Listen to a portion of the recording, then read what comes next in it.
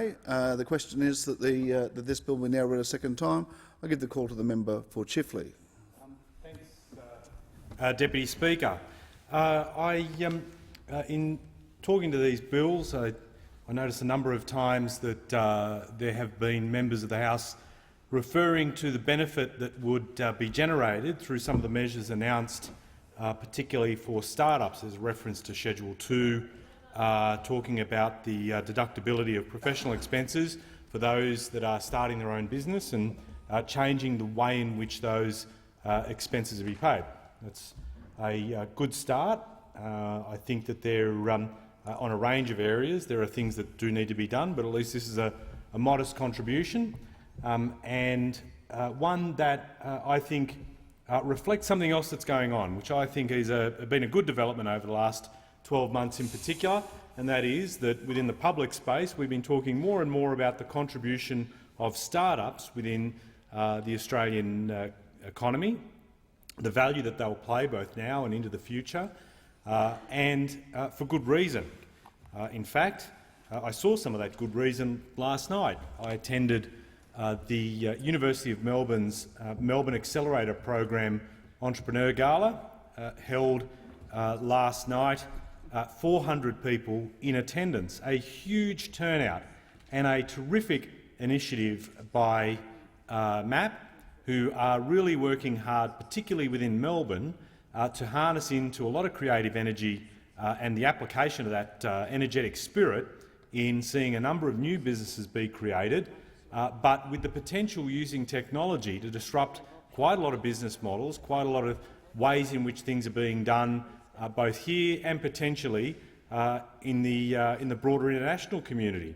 They had last night a number of case studies from people including the CEO and co-founder of Venue Mob, Ying Wang, who's actually finding a way in which, for people that are trying to find venues where they hold different events, being able to get people to hire those venues for various events, get that done very quickly, adding huge value within the process of doing that.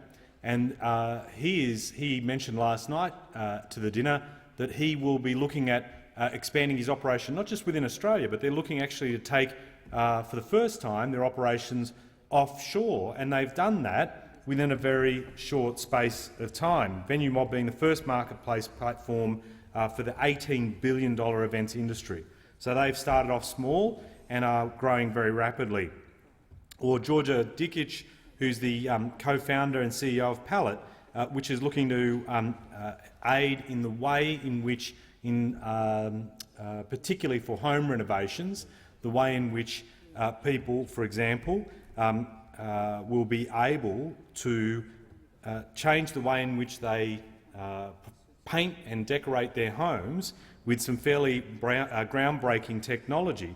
And they've won numerous industrial design awards, and they have already raised $1 million in funding from private investors and looking to do some pretty innovative work there. We had Ivan Lim, the CEO of Brosa, who's the co-founder of that firm. They label themselves as the Zara for designer furniture. They were also part of the MAP Incubator, the 2014 batch, and they're bringing designer furniture direct from makers to customers. Again, they've started off small and grown very big and doing quite well. And Omni, which is a personalised radio app that's getting quite a lot of traction, and they've secured partnerships with Southern Cross Austereo, which is Australia's largest radio network, and CBS in the US. So 4 examples mentioned at last night's event, and showing us the huge potential that exists within entrepreneurs in this country. And I do want to commend, if I may, MAP, and in particular a number of people, Daron Ben Meyer, who's just started his position there at MAP, and if I understand previously at Commercialisation Australia. There are also people like Charlie Day and Rowan Workman, who are doing some great things there in helping usher in the next lot of businesses that will take not only Australia by storm, but the world stage. Very important. But why do I mention them? There is a perception that these are small businesses. And while we're very big fans on both sides of politics of the work of small business in this country, these businesses in particular have an ability to scale up phenomenally quickly. And the number of jobs that they will create as a result of that work means that they are completely different from the type of small businesses that would benefit from some of the things that are here, some of the measures that are being reinstated, by the way, as a result of decisions made by this government on first election to get rid of measures that we put in, Labor in office put in, to aid the cash flow and aid the operations of small business, cut by the Abbott government, now reinstated, and an attempt, a very clumsy attempt, to claim credit for that by this government. But putting that aside, we should be looking at the huge economic, productivity and employment-generating potential of start-ups in this country, and we need to do more. This bill, as much as it's being paraded as, in part, conferring some benefit to start-ups, that will help to a modest extent, but a lot more needs to be done.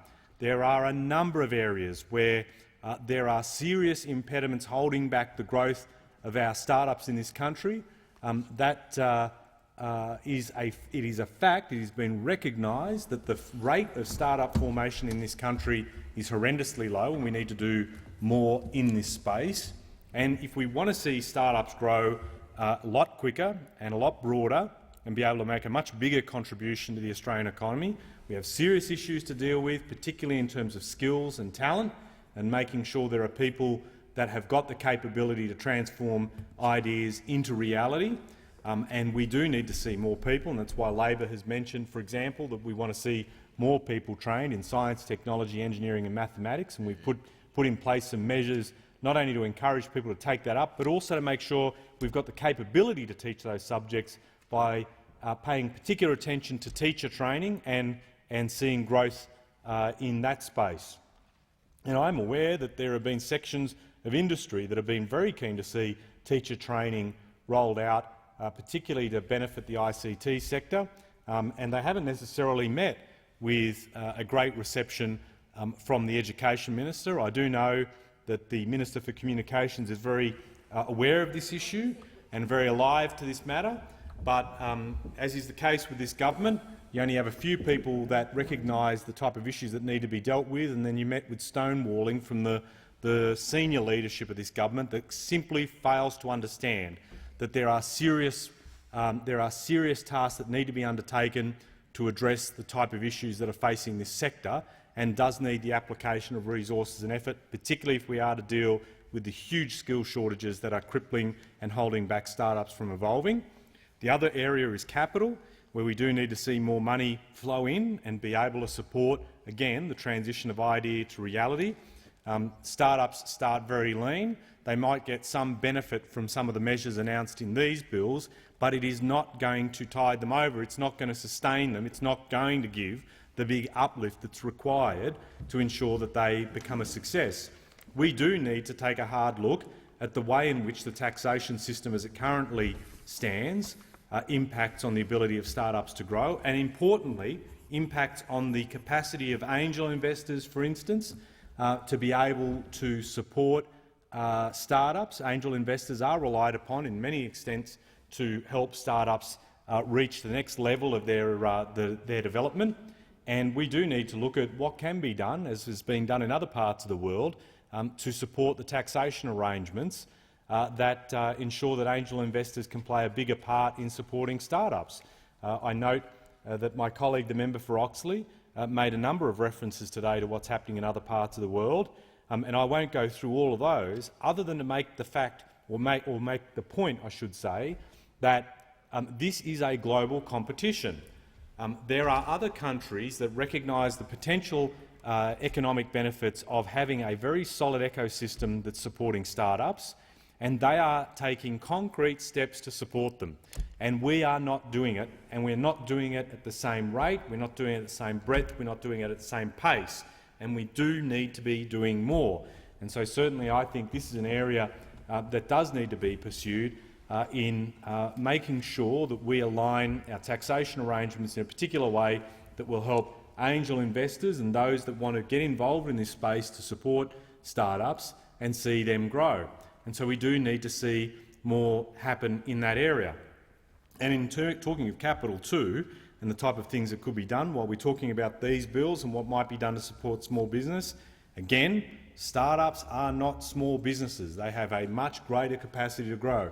Some of those businesses that I mentioned earlier that were profiled last night at the Entrepreneurs Gala by MAP, they are already looking to step up into the world stage. The type of businesses that I saw, the startups that were being supported, for instance, by Murudi at their investor night a few months ago, that are looking to expand into China after only a small period of time of existence, now looking to go elsewhere. These businesses do need a different set of arrangements to support their growth, and they need capital to survive. Now, one of the things that we are very concerned about is ensuring that we have, for example, platforms that can provide that type of capital. Platforms, for example, in terms of equity crowdfunding. And there have been a number of us that have been championing this, and we have indicated to the government, and I've actually held very productive discussions with the Minister for Small Business about what we can do to work together, both sides of parliament, that this isn't a contentious issue, that we can cooperate in a productive way to help fast-track the introduction of laws that will see equity crowdfunding become a reality in this country, that will be able to harness the power of the internet to ensure that we can raise funds, allow people to have a stake in startups and be able to ensure that those startups go from strength to strength. I do note, for instance, that the government has just released yet another discussion paper talking about what might be done in the instance for equity crowdfunding for PTY companies themselves. I have to say I note the surprise that's been expressed in some quarters that there's yet another discussion paper that's been released instead of the actual draft legislation. I do understand the issues that lie at the heart of this most recent discussion paper, but do have to say I'm surprised that this hasn't been flagged some time earlier, but hopefully we'll be able to, and I understand that the consultation period for this discussion paper is set to close on the 31st of August. I hope that it doesn't withhold or inhibit the ability of the government to release its draft legislation very quickly, because the amount of time that will be required to set up equity crowdfunding in this country in terms of having a legal framework in place will be critical, and it will take some time. Having said that, we remain committed to working with the government on this, because this is a vital form or one platform that will be able to provide capital for startups that are needing it. Again, if we are going to talk about startups, we do need to have a dedicated focus on it, and we do need to have a legislative program, a reform agenda that will allow them to grow and to prosper, and to do so in a much more timely way. But we shouldn't confuse it with the type of measures that are being discussed in this bill. And I think, in part, the reason why startups get referenced in these type of discussions when it comes to small business is because the government does recognise that it's having to reinstate measures that it pulled apart when Labor was in office. We put these measures in place. They were pulled apart by this government on being elected, and they've had to put them back in, and to try and create the cover that they're doing something unique and novel and new. They've tried to bring in the fact that they've made some measures in here, albeit modest. Sure, they'll be welcomed by some startups, but they are not fundamentally they are not the big bang ticket items that will help startups in terms of what they need or want. And we should not confuse again a lot of the work, the great work that's being done by Australian small businesses, and the type of work that's being done by startups, the type of economic potential that is relative to them both. They demand different levels of attention, and so we certainly do think that that does need to be taken in a different way. But having said that, we do recognise, and certainly on the Labor side, that we do need to ensure we can do whatever we can to see that particularly the next generation of young Australians who are much more willing to embrace risk and pursue their ideas and see those ideas translate in a way that will make a huge economic benefit to this country.